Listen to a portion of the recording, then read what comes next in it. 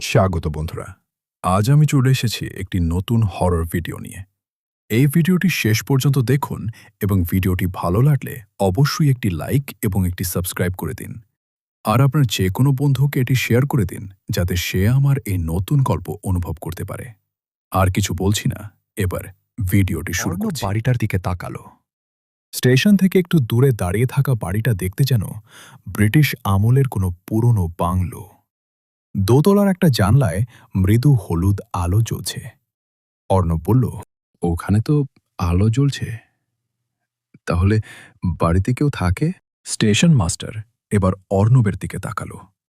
তার চোখে তখন অদ্ভুত একটা ভয়।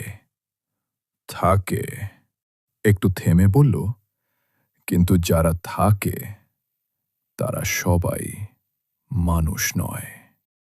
অর্ণব হেসে ফেলল। সে ভাবল, বুড়ো মানুষ হয়তো গ্রামের পুরনো কুসংস্কারের গল্প বলছে, কিন্তু থাকার মতো আর কোনো জায়গা ছিল না। তাই শেষ পর্যন্ত অর্ণব ব্যাগটা কাঁধে নিয়ে বাড়িটার দিকে হাঁটতে শুরু করল। যত বাড়িটার কাছে যাচ্ছিল ততই একটা অদ্ভুত ঠান্ডা অনুভূতি হচ্ছিল তার। বাড়ির সামনে একটা পুরনো সাইনবোর্ড, ধুলোয় লেখা এল বেলদিয়া। অর্ণব দরজায় কড়া নাড়ল, একবার, দুবার, তারপর কড়া করে দরজাটা নিজে থেকেই খুলে গেল। দরজার ওপারে দাঁড়িয়ে ছিল একজন বৃদ্ধ, সাদা পাঞ্জাবি, হাতে একটা পুরনো লণ্ঠন, চোখ দুটো অস্বাভাবিকভাবে স্থির। বৃদ্ধ বলল, তুমি অর্ণব? অর্ণব থমকে গেল। আপনি আমার নাম জানেন কিভাবে? বৃদ্ধ কোনো উত্তর দিল না, শুধু লণ্ঠনটা তুলে ধরে সিঁড়ির দিকে ইশারা করল। দোতলায় একটা ঘর খালি আছে। অর্ণব ধীরে ধীরে সিঁড়ি দিয়ে উঠতে লাগল।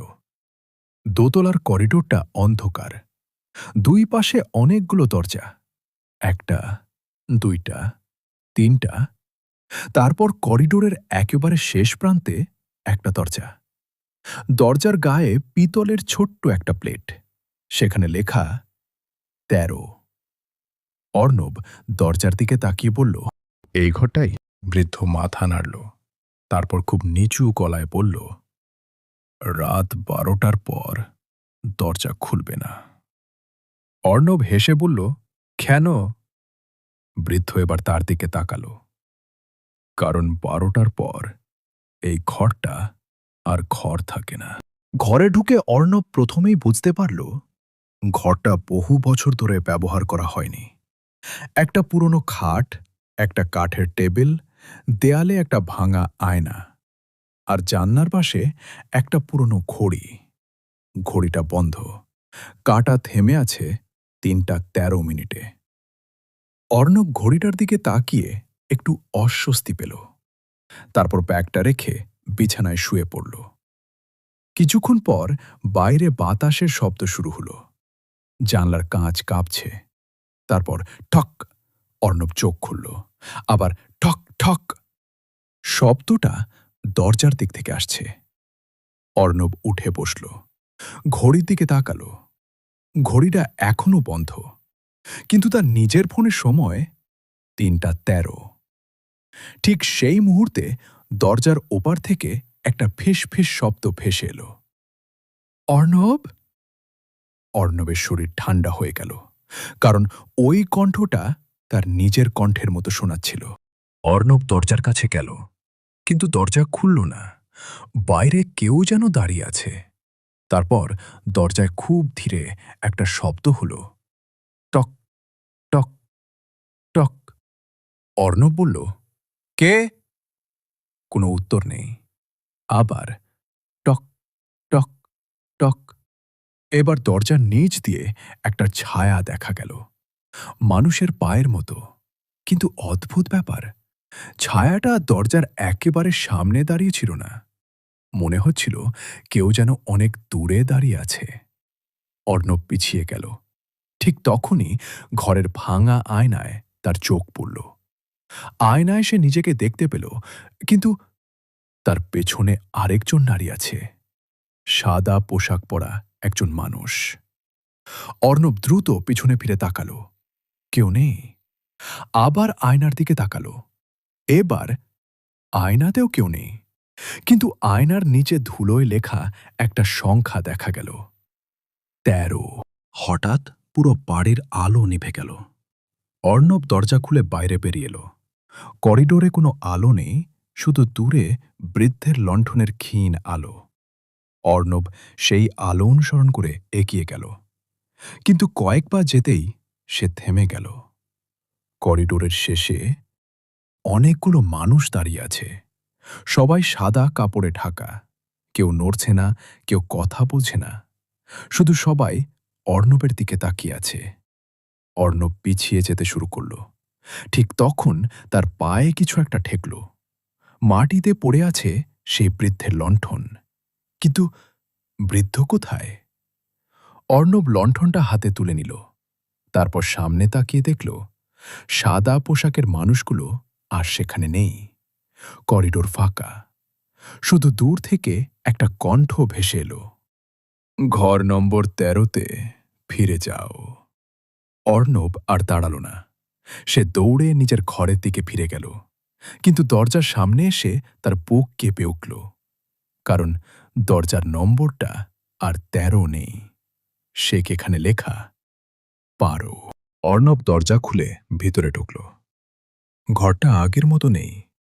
খাট নেই, টেবিল নেই, জানলা নেই, শুধু একটা লম্বা অন্ধকার করিডোর।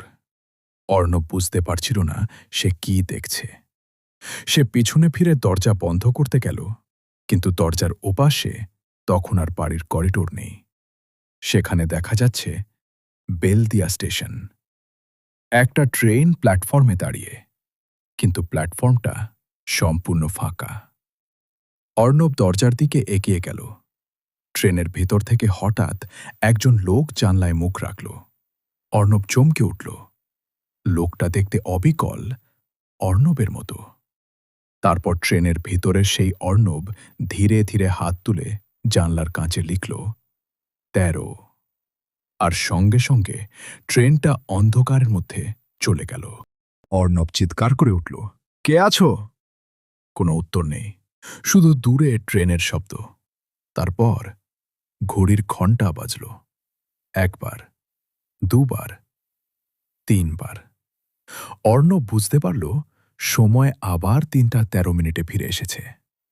হঠাৎ তার পিছন থেকে সেই বৃদ্ধের কণ্ঠ, আমি তো তোমাকে বলেছিলাম। অর্ণব ধীরে ধীরে পিছনে তাকাল।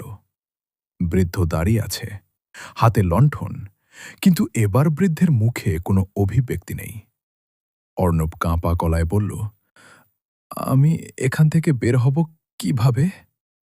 বৃদ্ধ বলল, ভোর হওয়ার আগে ঘর নম্বর ১৩ তোমাকে ছাড়বে না। অর্ণব বলল, আর যদি ভোর হয়ে যায়? বৃদ্ধ কিছুক্ষণ চুপ করে রইল। তারপর বলল, তাহলে তুমি আর এই বাড়ির অতিথি থাকবে না। পরদিন সকাল। সূর্যের আলোয় বেলদিয়া স্টেশন আবার স্বাভাবিক। স্টেশন মাস্টার প্ল্যাটফর্মে দাঁড়িয়েছিলেন। ভোরের ট্রেন চলে গেছে, কিন্তু অর্ণবকে কোথাও দেখা গেল না। স্টেশন মাস্টার ধীরে ধীরে সেই পুরনো বাড়িটার দিকে তাকালেন। বাড়ির দোতলার জানালায় তখনও একটা হলুদ আলো জ্বলছে। তিনি দীর্ঘশ্বাস ফেললেন। তারপর হঠাৎ মাঠের দিকে তাকিয়ে থমকে গেলেন। সেখানে ঘাসের উপর অর্ণব পড়ে আছে, চোখ বন্ধ, কিন্তু আশ্চর্যের বিষয়, তার হাতে শক্ত করে ধরা একটা পুরনো লণ্ঠন। স্টেশন মাস্টার দৌড়ে তার কাছে গেলেন। অর্ণব ধীরে ধীরে চোখ খুলল। সে বেঁচে আছে, কিন্তু কিছু বলতে পারছে না, শুধু কাঁপা হাতে বাড়িটার দিকে ইশারা করছে। স্টেশন মাস্টার দোতলার জানলার দিকে তাকালেন। সেখানে আলো জ্বলছে, আর জানলার কাঁচে ধীরে ধীরে একটা সংখ্যা ফুটে উঠল, ১৩। তারপর জানলার পর্দাটা নিজে থেকেই সরে গেল। ভিতরে দাঁড়িয়ে আছে অর্ণব, ঠিক অর্ণবের মতো দেখতে একজন। সে জানলার ওপাশ থেকে ধীরে ধীরে হাত তুলল আর ঠোঁট নাড়ল। পরের জনকে পাঠাও। বেলদিয়ার সেই বাড়িটা আজও আছে, ঘর নম্বর ১৩ও আছে। কিন্তু গ্রামের মানুষ বলে, রাত ৩:১৩ যদি ওই বাড়ির জানালায় আলো জ্বলতে দেখো, তাহলে ভুলেও সেখানে যেও না। কারণ ঘর নম্বর ১৩তে একজন মানুষ কখনো একা থাকে না।